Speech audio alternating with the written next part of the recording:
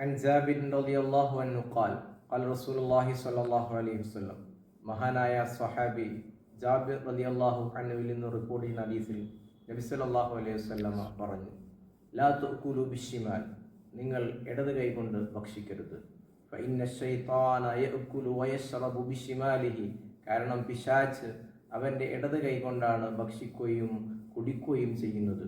സമാനമായ ആശയമുള്ള മറ്റൊരു ഹദീസ് മഹാനായ അബൂ മുസ്ലിം റിപ്പോർട്ട് ചെയ്യുന്ന ഹദീസിൽ പറയുന്നു, അന്ന റജുലൻ അക്കല ഇൻദ റസൂലില്ലാഹി സ്വല്ലല്ലാഹു അലൈഹി വസല്ലം, ഒരാൾ നബി സ്വല്ലല്ലാഹു അലൈഹി വസല്ലമയുടെ അരികിൽ നിന്നും ഭക്ഷണം കഴിച്ചു.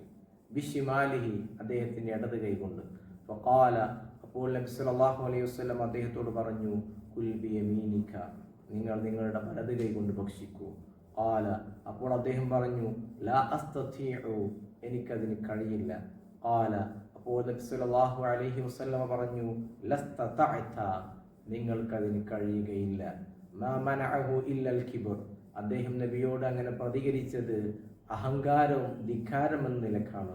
ഫമാ റഫഅഹ ഇലാ ഫിഹി, പിന്നീട് ഒരിക്കലും തന്നെ അദ്ദേഹം തൻ്റെ കൈ വായിലേക്ക് ഉയർത്തിയിട്ടില്ല, അഥവാ അദ്ദേഹത്തിന് ഉയർത്താൻ കഴിഞ്ഞിട്ടില്ല.